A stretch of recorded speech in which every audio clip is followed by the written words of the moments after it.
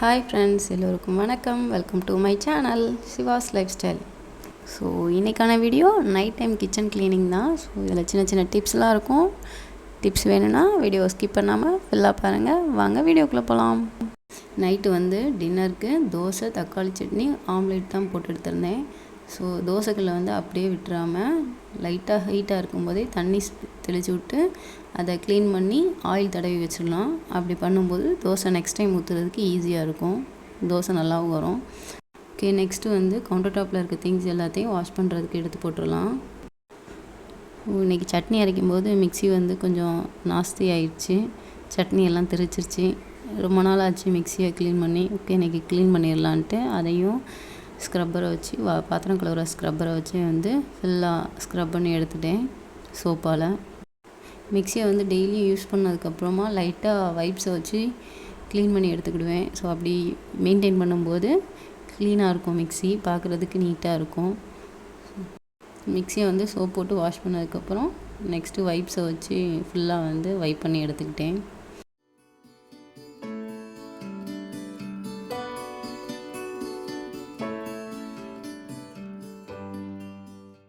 இதுக்கப்புறம் மிக்ஸியை ஒரு ட்ரை கிளாத்தால் தொடச்சி எடுத்துகிட்டு அதோட ப்ளேஸில் வச்சிடலாம். ஒரு குட்டி டவல் வச்சு மூடி வைக்கும்போது மிக்ஸியில் டஸ்ட் அதிகம் ஆகாது. கிச்சன் க்ளீனிங்க்கான மெயின் டாஸ்க்கு சிங்கில் இருக்க பாத்திரத்தை கழுவி எடுக்கிறது தான். பேஸ்கெட்டில் ஆல்ரெடி நான் வாஷ் பண்ணி வச்சுருக்க பாத்திரம் எல்லாம் ட்ரை ஆகி இருந்துச்சு. ஸோ அது எல்லாத்தையும் ரீஅரேஞ்ச்மெண்ட் பண்ணி எடுத்து வச்சுக்கிட்டு இருக்கேன். பாத்திரம் எல்லாம் ட்ரை ஆனதுக்கப்புறம் நம்ம அதோட ப்ளேஸில் எடுத்து வைக்கும்போது கிச்சன் கொஞ்சம் ஈரம் இல்லாமல் இருக்கும். குட்டி குட்டி கொசு இதெல்லாம் வராது. ஸோ பாத்திரத்துலேயும் உப்பு கரை இதெல்லாம் பிடிக்காது. ஸோ இதை கண்டிப்பாக ஃபாலோ பண்ணுங்கள். அதிக நேரம் நின்றுக்கிட்டே ஒர்க் பண்ணுற மாதிரி இருக்குன்னா நீங்கள் ஸ்லிப்பர் கம்பல்சரியாக போட்டுக்கோங்க. சம்மர் டைம் தெரியாது. வின்டர் டைமில் டைல்ஸ் நிற்கும்போது அதிக நேரம் நிற்க முடியாது. ஸோ கிச்சன் வீட்டுக்குள்ளே போடுறதுக்குன்னு தனியாக ஒரு ஸ்லிப்பர் வச்சுக்கோங்க.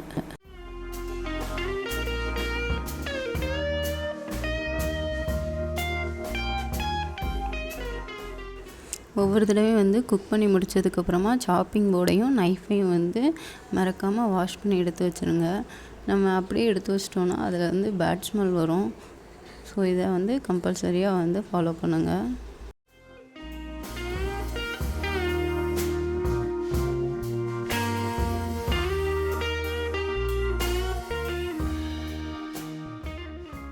சிங்குக்குள்ளே இருக்கிற பாத்திரத்தில் ஃபஸ்ட்டு பெரிய பாத்திரம், அப்புறம் பிளேட்ஸு இதெல்லாம் ஃபஸ்ட்டு வாஷ் பண்ணி எடுத்து வச்சுருங்க. அப்படி வாஷ் பண்ணி எடுக்கும்போது சிங்க்கு கொஞ்சம் ஃப்ரீயான மாதிரி இருக்கும்.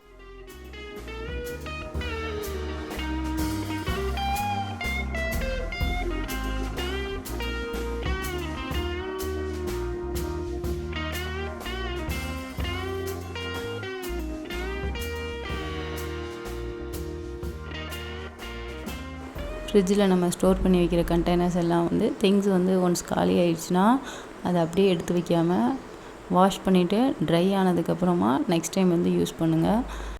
நம்ம வாஷ் பண்ணாமல் அப்படியே எடுத்து வச்சோன்னா அதில் ஈரப்பதத்துக்கு சம்டைம்ஸ் ஃபங்கல்ஸ் இதெல்லாம் வர்றதுக்கு சான்ஸ் இருக்குது. சில நேரம் ஏதாவது தக்காளி இதெல்லாம் ஸ்டோர் பண்ணி வச்சுருந்தோம்னா அது சம்டைம்ஸ் அழுகி இருந்துச்சுன்னா அதுவும் அந்த கண்டெய்னரில் படிஞ்சு ஸோ கண்டெய்னர் ஸ்மெல்லும் எடுத்துக்கும். ஸோ இந்த மாதிரி இல்லாமல் அப்போவே நம்ம வாஷ் பண்ணி எடுத்துட்டோம் யூஸ் பண்ணும்போது ஹைஜீனிக்காகவும் இருக்கும். கண்டெய்னரோட லைஃப்பும் கொஞ்சம் நல்லா இருக்கும்.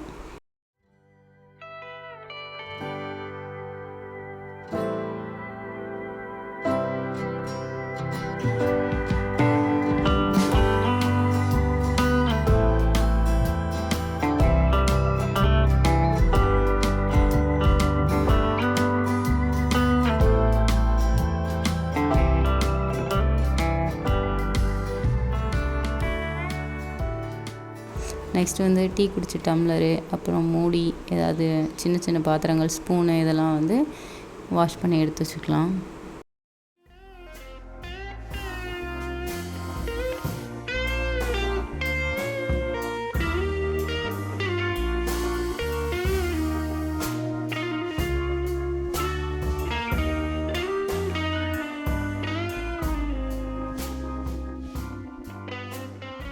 சிங்கில் தண்ணி வெளியில் போகிற அவுட்லெட்டில் இந்த சில்வரில் இல்லை பிளாஸ்டிக்கில் வந்து இதே மாதிரி ஃபில்டர் இருக்கும்.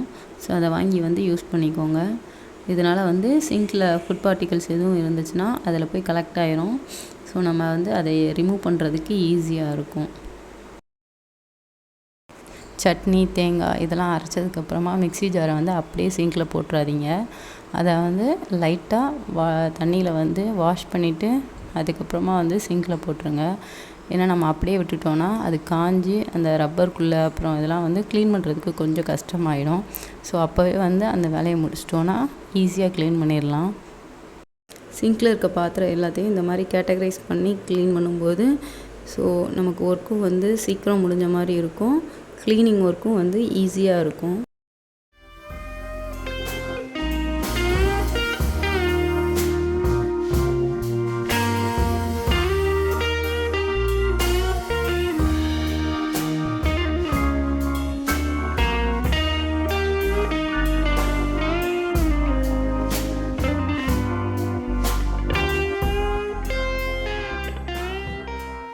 ஸோ டெய்லியும் ஒவ்வொரு தடவையும் குக் பண்ணி முடித்ததுக்கப்புறமா அடுப்பை வந்து ஒரு வெட் கிளாத்தால் சும்மா வந்து தொடச்சி எடுத்துருங்க.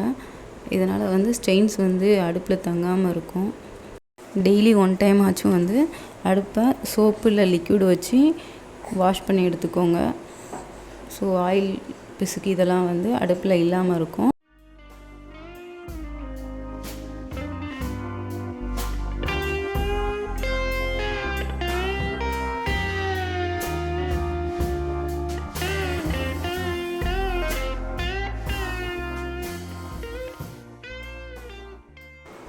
இந்த குட்டி பாத்திரத்தில் வந்து அழகாக இருக்குன்னு தயிர் ஊற்றி வச்சேன். பட் இது வந்து க்ளீன் பண்ணுறதுக்கு கொஞ்சம் கஷ்டமாக இருக்குது.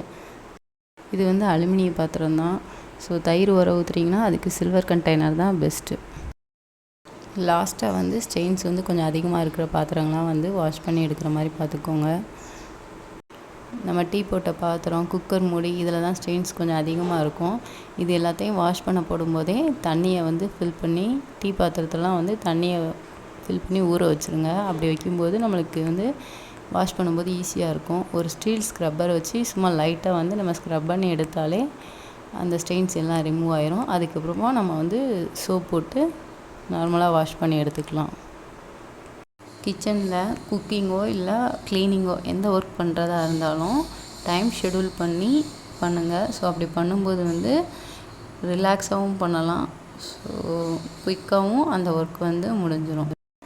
கிச்சனில் வந்து க்ளீனிங் ஒர்க்கு, குக்கிங் ஒர்க்கு இதெல்லாம் வந்து ஈஸியாக இருக்கணும்னா அதுக்கு வந்து நம்ம பாத்திரத்தை வந்து அதிகமாக சேர்க்கக்கூடாது. நமக்கு எந்த பாத்திரம் தேவையோ அதை மட்டும் கிச்சனில் வச்சுக்கிட்டோன்னா போதும். கிச்சனில் தேவையான பொருள் மட்டும் இருந்தாலே கிச்சன் வந்து க்ளீனாகவும் ஆர்கனைஸ்டாகவும் இருக்கும்.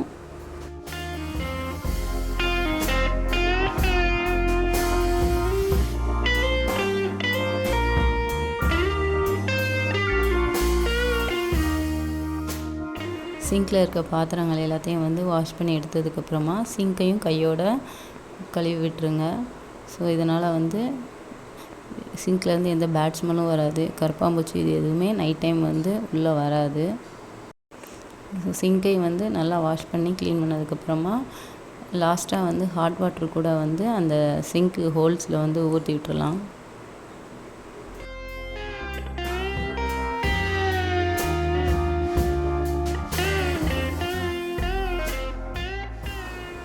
ஸோ சிங்கை க்ளீன் பண்ணதுக்கப்புறமா அந்த பாத்திரம் கழுவி வச்சுருக்கோம்ல அந்த பேஸ்கெட்டை தூக்கி கீழே வச்சதுக்கப்புறம் கவுண்டர் டாப்பையும் நெக்ஸ்ட்டு வந்து க்ளீன் பண்ணி எடுத்துடலாம். பாத்திரம் கழுவுற பேஸ்கெட்டு கீழே வச்சுருந்தோம்ல அந்த மேட்டையும் வந்து கையோட அலசி அதை அப்படியே வந்து டேப்பில் போட்டோன்னா அது பாட்டுக்கு தண்ணி எல்லாம் மார்னிங்குள்ளே ட்ரை ஆகிடும். இதுக்கப்புறமா அடுப்பு, கவுண்டர் டாப்பு, வால் டைல்ஸ் இது எல்லாத்தையும் வந்து க்ளீன் பண்ணி எடுத்துட்டோன்னா ஸோ ஒர்க் எல்லாம் ஃபினிஷ் ஆகிடுச்சு. நைட் டைம் வந்து கிச்சனை இந்த மாதிரி க்ளீன் பண்ணி வச்சுக்கிட்டோன்னா மார்னிங் வந்து எழுந்துச்சி குக் பண்ணுறதுக்கு ரொம்ப ஈஸியாக இருக்கும். ரிலாக்ஸாக டென்ஷன் இல்லாமல் பண்ணலாம். ஸோ இதை ஃபாலோ பண்ணி பாருங்கள். கிச்சன் க்ளீனாக இருந்துச்சுனாலே கரப்பாம்பூச்சி, எறும்பு இது எதுவும் வந்து வராமல் இருக்கும். ஸோ இதுக்காக தனியாக நம்ம ஹிட்டு இதெல்லாம் வந்து வாங்கி யூஸ் பண்ணணும்னு அவசியம் இருக்காது. வீடியோவை இதோடு முடிச்சுக்கிறேன். இது வரைக்கும் நம்ம சேனலை சப்ஸ்கிரைப் பண்ணி சப்போர்ட் பண்ண நண்பர்கள் அனைவருக்கும் ரொம்ப நன்றி. தேங்க்யூ. இந்த வீடியோ உங்களுக்கு யூஸ்ஃபுல்லாக இருந்திருக்கும் நம்புகிறேன். இந்த வீடியோ பிடிச்சிருந்தா வீடியோவுக்கு ஒரு லைக் கொடுங்க. உங்கள் ஃப்ரெண்ட்ஸ் அண்ட் ஃபேமிலிஸோட ஷேர் பண்ணிக்கோங்க. மறக்காமல் நம்ம சேனலை சப்ஸ்கிரைப் பண்ணி வச்சுக்கோங்க. அப்போ தான் நான் ஃப்யூச்சரில் போட வீடியோஸ் உங்களுக்கு நோட்டிஃபிகேஷனாக வரும். இதே மாதிரி நெக்ஸ்ட் ஒரு இன்ட்ரெஸ்டிங் வீடியோவில் பார்க்கலாம். See you.